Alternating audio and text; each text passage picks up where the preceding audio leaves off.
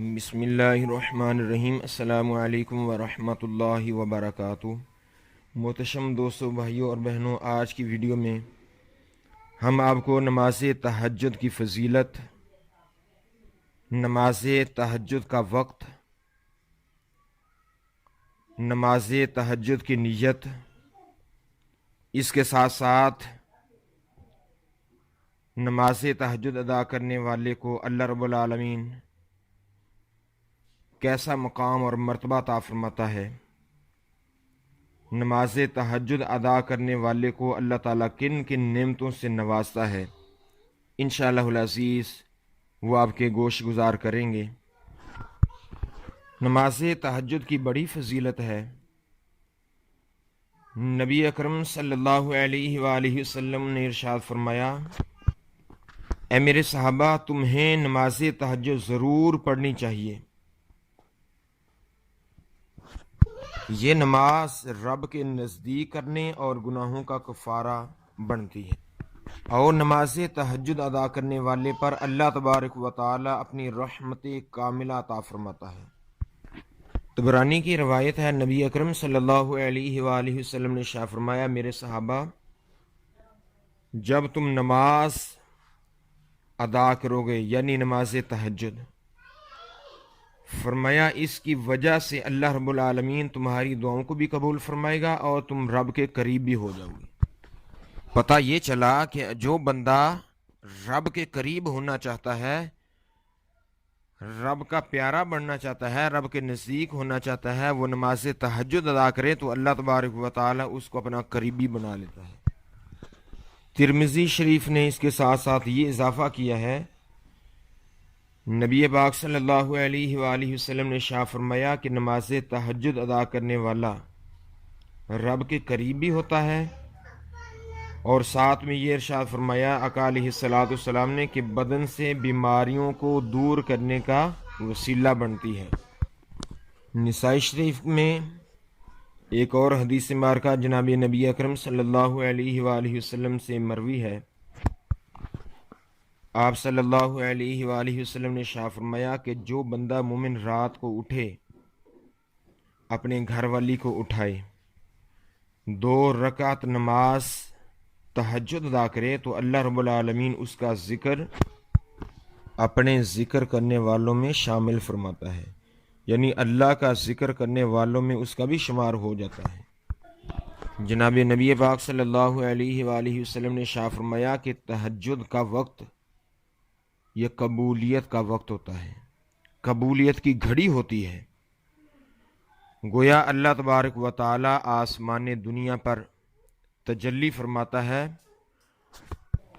اور ندا آتی ہے کوئی میری بارگاہ میں مانگنے والا ہے، کوئی میری بارگاہ میں اولاد کا طلبگار، میں اس کو اولاد نرینہ عطا فرما دوں، ہے کوئی میری بارگاہ میں روزی مانگنے والا، میں اس کو کشادہ روزی عطا فرما دوں، ہے کوئی میری بارگاہ میں گناہوں کی معافی مانگنے والا، میں اس کے گناہوں کو معاف فرما دوں، ہے کوئی پریشان حال، میری بارگاہ میں دعا مانگنے والا، میں اس کی پریشانیوں کو دور فرما دوں۔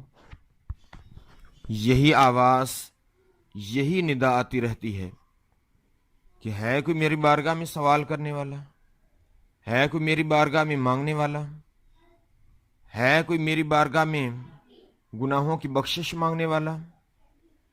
جناب نبی اکرم صلی اللہ علیہ وآلہ وسلم نے ارشاد فرمایا کہ وہ گھڑیاں بڑی ہی قبولیت والی گھڑیاں ہوتی ہیں،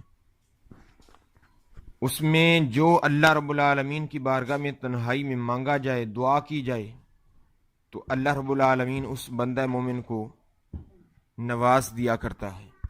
مسند احمد کی روایت ہے، جناب نبی اکرم صلی اللہ علیہ وآلہ وسلم نے ارشاد فرمایا، جب بندہ مومن نماز تہجد ادا کرتا ہے، نماز تہجد کی فضیلت کو جانتا ہے، تو اللہ رب العالمین فرماتا ہے کہ اے بندہ مومن، تجھے کس چیز نے تہجد پر ابھارا ہے؟ اللہ رب العالمین فرشتوں سے فرماتا ہے کہ اس کو کس چیز نے نماز تہجد پر ابھارا؟ فرشتے اللہ رب العالمین کی بارگاہ میں عرض کرتے ہیں، یا اللہ، یہ جنت کا طلبگار ہے، جنت کا مشتاق ہے، تو اللہ رب العالمین فرماتا ہے کہ اے فرشتوں گواہ ہو جاؤ، میں نے اس کی بخشے فرما کر اس کو جنت عطا فرما دی ہے۔ پھر رب کائنات پوچھتا ہے کہ یہ نماز تہجد کی ادائیگی کرتا ہے، پڑھتا ہے، کس وجہ سے؟ تو اللہ رب العالمین کے فرشتے عرض کرتے ہیں مولا یہ دوزخ سے بچنے کے لیے خوف خدا دل میں ہے۔ تو اللہ رب العالمین فرشتوں سے فرماتا ہے کہ اے فرشتوں گواہ ہو جاؤ، میں نے اس بندہ مومن کو جہنم سے رہائی عطا فرما دی ہے۔ نماز تہجد کی بڑی فضیلت ہے، بڑی ہی فضیلت ہے۔ ایک اور روایت میں مسلم ابو داؤد کی حدیث مبارکہ میں جناب نبی اکرم صلی اللہ علیہ وآلہ وسلم نے ارشاد فرمایا، فرض نماز کے بعد سب سے افضل نماز، سب سے اللہ رب العالمین کی بارگاہ میں پسندیدہ نماز یہ نماز تہجد ہے۔ نماز تہجد وہ عبادت ہے، وہ نماز ہے کہ جس کے بعد اللہ رب العالمین کی بارگاہ میں جو دعا کی جائے تو اللہ رب العالمین اس بندہ مومن کی دعا کو قبول فرما لیا کرتا ہے۔ جناب نبی اکرم صلی اللہ علیہ وآلہ وسلم نے ارشاد فرمایا کہ رشتہ داروں کو آپس میں قطع تعلقی نہ کرو، یعنی رشتہ داروں سے ناتا جوڑو، سلام کو عام کرو، نماز تہجد کی پابندی کرو۔ فرمایا جب یہ چیزیں تمہارے اندر داخل ہو جائیں گی، یہ پابندی کر لو گے، پھر سمجھ لو کہ اللہ تبارک و تعالی جنت میں سلامتی کے ساتھ تمہیں داخل فرما دے گا۔ سبحان اللہ، سبحان اللہ، کیسی اللہ رب العالمین کی رحمت ہے، نماز تہجد کی کیسی فضیلت ہے۔ سلام بھی کرنا چاہیے، رشتہ داروں سے ناتا توڑنا نہیں چاہیے بلکہ جوڑنا چاہیے۔ اگر آپ کاروبار کی وجہ سے پریشان ہیں، گھریلو مصائب و آلام کی وجہ سے پریشان ہیں، یا بیماریوں کی وجہ سے پریشان ہیں، نماز تہجد پابندی سے ادا کریں۔ نماز تہجد کے بعد اللہ رب العالمین کی بارگاہ میں گڑ گڑا کر گوشہ نشینی کرتے ہوئے، جب تنہائی میں بیٹھ کر گوشہ نشینی اختیار کریں گے، دعا کریں گے تو اللہ رب العالمین کاروبار کی پریشانیوں کو دور فرما دے گا، بیماریاں دور فرما دے گا، مصائب و آلام کو دور فرما دے گا۔ جناب نبی اکرم صلی اللہ علیہ وآلہ وسلم نے ارشاد فرمایا اگر تم اپنے چہرے کو پر رونق بنانا چاہتے ہو، نور والا بنانا چاہتے ہو، فرمایا چہرے کی رونق نماز تہجد کے اندر ہے، چہرے کی نورانیت نماز تہجد کے اندر ہے، اور نیکیوں میں اضافہ نماز تہجد کے اندر ہے، دعاؤں کی قبولیت نماز تہجد کے اندر ہے۔ یہ ایسی عبادت ہے نہ اس میں دکھلاوا ہے، نہ اس میں مشہوری ہے، نہ اس میں ریاکاری ہے، نہ اس میں نمود و نمائش ہے، نہ اس میں بندے کی شہرت ہے۔ صرف اور صرف وہ بندہ جانتا ہے یا بندے کا خدا جانتا ہے، اس لیے یہ عبادت ریاکاری سے پاک ہے، دکھلاوے سے پاک ہے، نمود و نمائش سے پاک ہے۔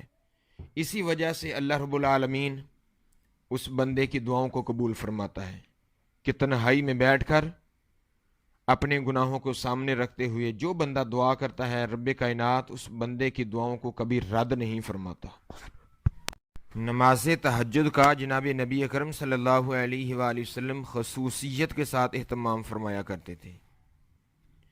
ہم لوگ 5 نمازیں پڑھتے ہیں، نبی اکرم صلی اللہ علیہ وسلم پر اللہ رب العزت کی طرف سے 6 نمازیں فرض تھیں، جن میں ایک نماز تہجد ہے۔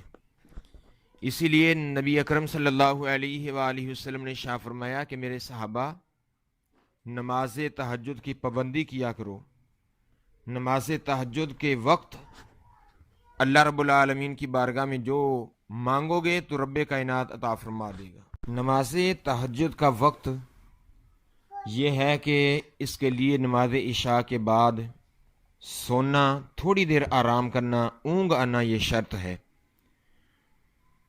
اگر آپ نماز عشاء کے بعد سو گئے، تھوڑی دیر کے بعد آنکھ کھلی تو اسی وقت آپ نماز تہجد پڑھ سکتے ہیں۔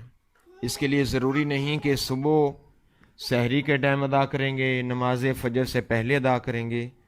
اس میں ایک شرط ہے کہ نماز عشاء کے بعد جب سو گئے، اونگ آ گئی تو آپ نماز تہجد پڑھ سکتے ہیں۔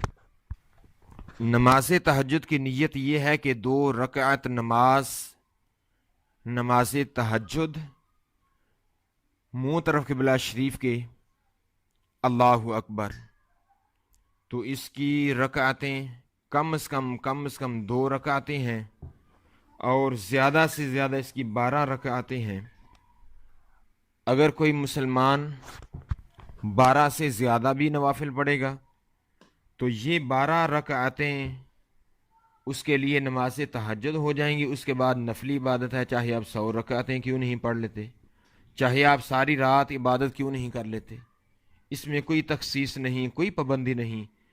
زیادہ سے زیادہ عبادت کریں، زیادہ سے زیادہ نوافل ادا کریں۔